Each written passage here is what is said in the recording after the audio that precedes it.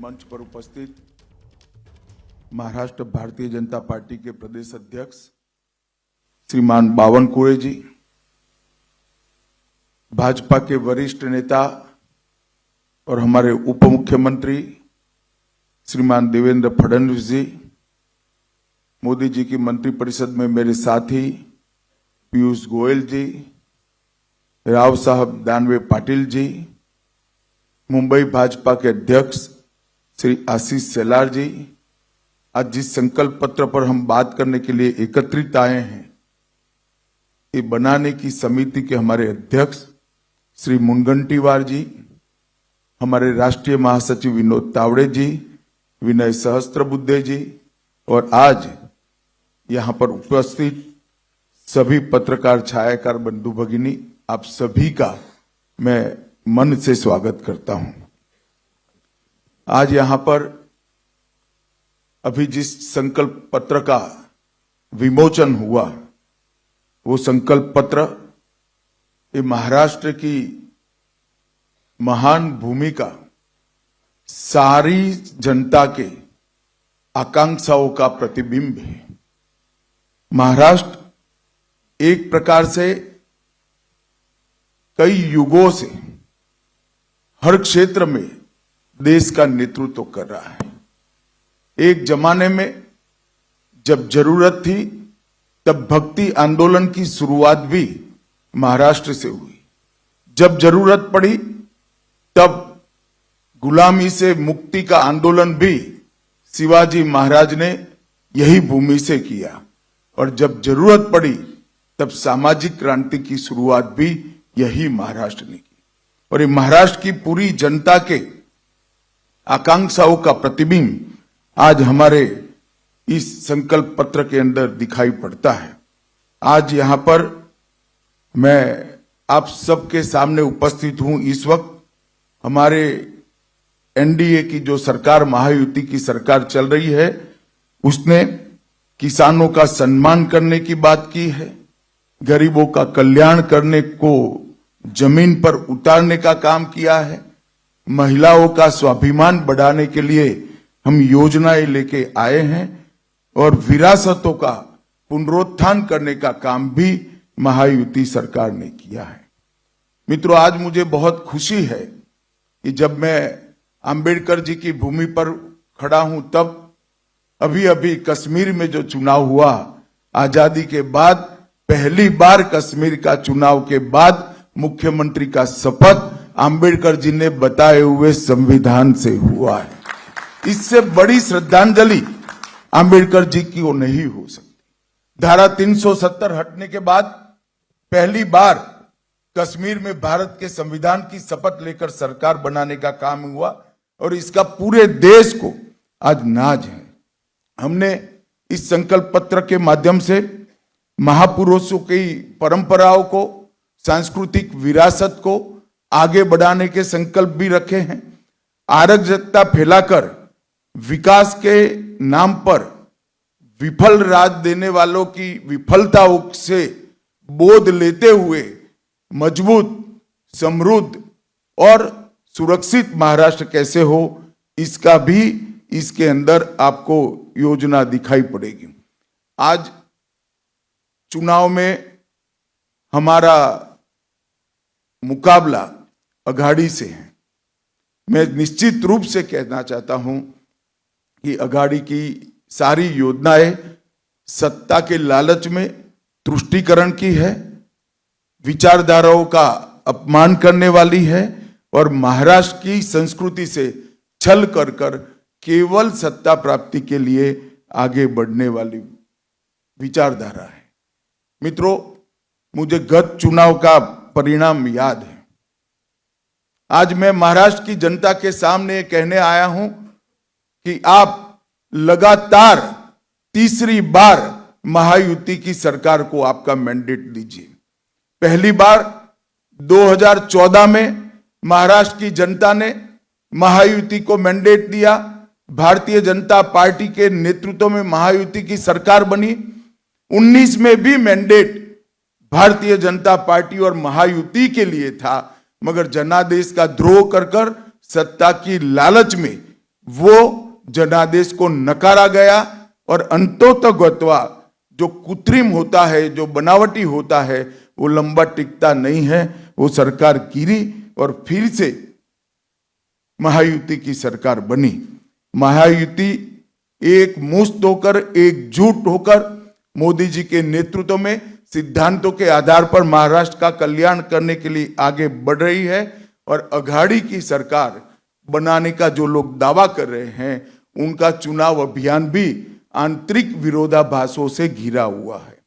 मैं आज इस मंच से उद्धव ठाकरे जी को पूछना चाहता हूं, क्या वो कांग्रेस के नेता राहुल गांधी को इतनी विनती कर सकते हैं कि वीर सावरकर के लिए 2 अच्छे शब्द बोल दे? क्या कांग्रेस का कोई नेता सम्माननीय बाला साहब ठाकरे के सम्मान में 2 वाक्य अच्छे बोल सकता है क्या? ये अंतर विरोध के बीच में अघाड़ी की सरकार बनाने का स्वप्न लेकर जो लोग निकले हैं, उनको महाराष्ट्र की जनता जान ले, ये बहुत जरूरी है। भारतीय जनता पार्टी जब संकल्प लेकर आती है, संकल्प पत्र लेकर आती है, हमारे संकल्प पत्थर पर की लकीर होती और पूरे देश ने देखा है, चाहे राज्य हो, केंद्र हो, भारतीय जनता पार्टी की सरकार, एनडीए की सरकार, महायुति की सरकार जब जब बनी, हमारे संकल्पों को सिद्धि में परिवर्तित करने का काम हमने प्रयास पूर्वक किया। कोई नहीं मानता था कि धारा 370 का वादा समाप्त हो जाएगा, इस देश से धारा 370 चली जाएगी, मगर आज धारा 370 को समाप्त करने का काम मोदी जी के नेतृत्व में एनडीए सरकार ने किया। कोई नहीं मानता था इस देश में सीएए आएगा, कोई नहीं मानता था इस देश में यूसीसी की शुरुआत हो सकती है, कोई नहीं मानता था कि इस देश के अंदर ट्रिपल तलाक समाप्त हो जाएगा, कोई नहीं मानता था इस देश में राम जन्मभूमि का मंदिर 550 साल के बाद सम्मान के साथ राम जन्म के स्थान पर ही भव्य मंदिर दिखाई पड़ेगा। इसके साथ साथ हमने वादा किया था समृद्ध भारत का। 11वें अर्थतंत्र से हमने 10 साल के अंदर ही देश के अर्थतंत्र को 5वें नंबर पर पहुंचा है और हमारा वादा है कि 27 में हम भारत को 3रे नंबर का अर्थतंत्र बनाएंगे। इस वादे की ओर हम तेजी के साथ आगे बढ़ रहे हैं। 60 करोड़ गरीबों को घर, बिजली, गैस, शौचालय, पीने का पानी, मुफ्त अनाज और मुफ्त इलाज, ये देने का काम भी हमने किया है। और दूसरी ओर अघाड़ी है, कांग्रेस के अध्यक्ष ने भी कहना पड़ता है कि कांग्रेस के जब वादा करे तो सोच समझ कर करे, क्योंकि वादा पूरा नहीं करते हो और मुझे जवाब देना पड़ता है। हमारे सामने हिमाचल का उदाहरण है, कांग्रेस वादों से मुकरी है। तेलंगाना का उदाहरण है, कांग्रेस वादों से मुकरी है। कर्नाटक का उदाहरण है, कांग्रेस वादों से मुकरी है। ये अघाड़ी के वादों के विश्वसनीयता पाताल से नीचे गई है और युति के वादों पर पूरे देश की जनता को भरोसा है, भारत की जनता को भी भरोसा है। और इंतहा तो तब होती है कि जिस संविधान की प्रति को लेकर राहुल जी संसद में संसद सदस्य की शपथ लिए, जिस संविधान को लहराकर बाबा साहब आंबेडकर के संकल्पों की याद दिलाई, जब किसी प्रेस के मित्र ने वो संविधान की प्रति को खोल कर देखा तो पूरा कोरा था, एक अक्षर भी नहीं लिखा। इससे बड़ा अपमान भारत के संविधान का, भारत की 76 साल की आजादी में कभी नहीं हुआ। न केवल ये भारत के संविधान की अपमान है, भारत की संविधान सभा और बाबा साहेब आंबेडकर का भी अपमान करने का काम एक कांग्रेस पार्टी ने किया है। और अभी अभी मैंने अखबारों में देखा, दस्तावेज भी देखा है, उलेमाओं की कॉन्फ्रेंस ने, उलेमाओं की एक संस्था ने मांग की कि माइनॉरिटी को आरक्षण दिया जाए और कांग्रेस के अध्यक्ष नाना पटोले जी ने इस मांग को स्वीकार करने का पत्र, एक्नॉलेजमेंट एक दिया है। मैं महाराष्ट्र की जनता को पूछना चाहता हूं, क्या कांग्रेस पार्टी के ये मंसूबे के साथ आप सहमत हैं क्या? एसटी, एससी, ओबीसी, दलितों का, आदिवासियों का और पिछड़ों का आरक्षण लेकर मुस्लिमों को देने के पक्ष में महाराष्ट्र की जनता है क्या? हमारा संविधान धर्म के आधार पर आरक्षण के पक्ष में नहीं। हमारे संविधान में किसी भी प्रकार का आरक्षण धर्म के आधार पर नहीं हो। और ये कांग्रेस ने सत्ता में आने से पहले ही वादा कर दिया है। मैं महाराष्ट्र की जनता को आगाह करना चाहता हूं कि आपको इस बात को संज्ञान में रखना चाहिए। मैं आज उद्धव ठाकरे को भी कुछ याद कराने आया हूं। उद्धव जी, आप कहां बैठिएगा इसका फैसला आपको ही करना है, हम नहीं कर सकते। आपको ही करना चाहिए, आपने ही करा है, मगर कहां बैठे हो वो जगह मैं जरूर याद कराना चाहता हूं। आप 370 हटाने के विरोध करने वालों के साथ बैठे हो। आप राम जन्मभूमि के निर्माण का विरोध करने वालों के साथ बैठे हो। आप सावरकर जी के लिए अपशब्द कहने वालों के साथ बैठे हो। आप संभाजी नगर नाम का विरोध करने वालों के साथ बैठे हो। सीएए और यूसीसी लाने का विरोध करने वालों के साथ बैठे हो। और आप वक्फ बोर्ड के अंदर आने वाले सुधारों के बिल का विरोध करने वालों के साथ बैठे हो। मित्रों, मैं आज इस प्रेस वार्ता के माध्यम से महाराष्ट्र की जनता को बताना चाहता हूं, मोदी जी वक्फ बोर्ड में सुधार का एक बिल लेकर संसद में आए हैं। और अभी अभी जो वक्फ बोर्ड का कानून जो कांग्रेस के राज में 2013 में अमेंड हुआ, इसका परिणाम दिखे। कर्नाटक के गांव वक्फ के कानून के तहत वक्फ की संपत्ति घोषित कर दी। किसानों की भूमि, लोगों के घर, यहां तक कि मंदिर भी वक्फ की संपत्ति घोषित कर दिए गए। और उस कानून को उचित बदलाव के लिए जब हम लेकर आए हैं तो उसका भी ये अघाड़ी के लोग विरोध कर रहे हैं।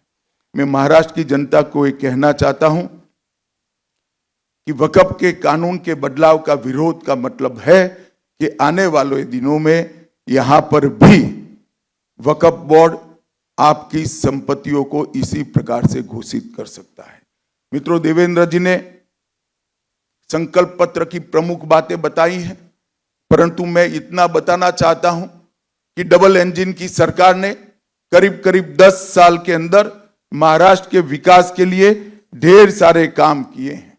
आज मैं इस मंच से शरद पवार जी को पूछना चाहता हूं, 10 साल तक आप यूपीए की सरकार में मंत्री थे। 2004 से 14 महाराष्ट्र के विकास के लिए क्या किया वो महाराष्ट्र की जनता को आपको बताना चाहिए। 10 साल में यूपीए की सरकार ने, एक प्रकार से अघाड़ी की सरकार ने महाराष्ट्र को सिर्फ 1,91,384 करोड़ रुपया और नरेंद्र मोदी सरकार ने 14 से 24 तक 10,15,890 करोड़ रुपया दिया। एक और करीब करीब 2 लाख करोड़ रुपया और मोदी जी ने 10 लाख करोड़ रुपया दिया। मैं अघाड़ी के मित्र को पूछना चाहता हूं, आपका हिसाब आप महाराष्ट्र की जनता के सामने रखेंगे क्या? 10 साल तक महाराष्ट्र को कितना अन्याय हुआ, जबकि उस वक्त भी ऊपर और नीचे दोनों जगह आपकी सरकार थी। और 10 साल में हमने 10 लाख करोड़ रुपया दिया, जब दोनों जगह एनडीए की सरकार थी। ये अंतर है महायुति और अघाड़ी के बीच में। हमने सिंचाई नेटवर्क को नीलवड़े बांध, गोसीखुर्द, टेम्बू और जलयुक्त शिवार जो देवेंद्र जी जब मुख्यमंत्री थे तब योजना लाए थे, इससे महाराष्ट्र की भूमि को सिंचन क्षेत्र के अंदर 30% की बढ़ोतरी करने का काम हमारी यूपी सरकार ने किया। नदियों को जोड़ने के हेतु नारपार, दमनगंगा, गोदावरी और वैतरणा का विकास करने का काम भी हमने किया। 11 वंदे भारत ट्रेन चालू हो गई। 128 रेलवे स्टेशनों का अपग्रेडेशन हो रहा है। मुंबई, पुणे और नागपुर में मेट्रो का विस्तार हुआ। शिरडी और सिंगदुर्ग में नए हवाई अड्डे और टर्मिनल बने। 13,000 करोड़ से मरीन ड्राइव से बांद्रा वर्ली से सीलिंग जोड़ने वाले मुंबई कोस्टल रोड का निर्माण पूरा हुआ। वासी पुल का विस्तारीकरण हुआ। मेट्रो फेज 1 का निर्माण समाप्त हुआ। Atal Setu trans harbour link का निर्माण हुआ और 76,000 करोड़ से वाधवान बंदरगाह का निर्माण का सैद्धांतिक निर्णय दिया गया, जो एशिया का सबसे बड़ा बंदरगाह होगा और सबसे ज्यादा कंटेनर उतारने की और चढ़ाने की आवागमन की क्षमता इसकी होगी। और बैनगंगा नलगंगा इंटरलिंक परियोजना, घोसी खुर्द परियोजना, जो लगभग 63 टीएमसी पानी को मोड़कर विदर्भ में नागपुर, वर्धा, अमरावती, यवतमाल, अकोला और बुलढाना जिले के 3,71,000 हेक्टेयर भूमि को सिंचित करने का काम करेगी।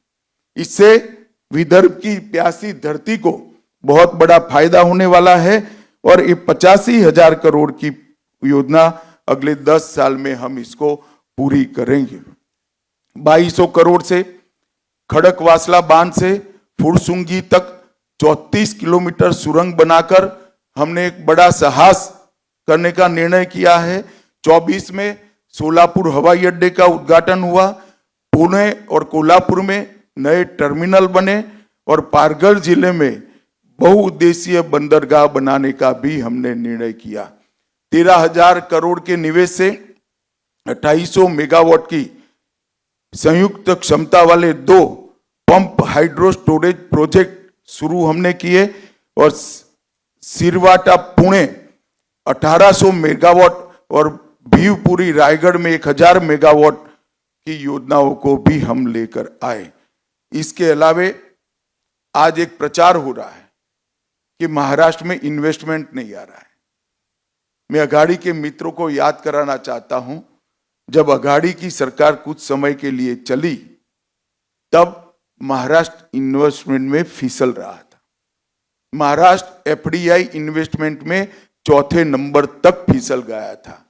हमारी सरकार बनने के बाद, एकनाथ शिंदे जी और देवेंद्र जी और अजित दादा की सरकार बनने के बाद दोनों वर्ष में हाईएस्ट एफडीआई अगर कोई एक राज्य के अंदर आया है तो वो महाराष्ट्र में आया है। वो आपको याद होना चाहिए। शरद पवार जी जिस प्रकार के वादे करते हैं और जिस प्रकार के मुद्दे खड़े करते हैं, इसका सच्चाई से किलोमीटरों तक कोई संबंध नहीं होता। झूठे आरोप कर कर, एक विमर्श खड़ा कर कर, एक नकली जनादेश लेने का आपका जो आदत है वो इस बार सफल नहीं होने वाला है। इस बार महाराष्ट्र की जनता महायुति के पक्ष में खड़ी है।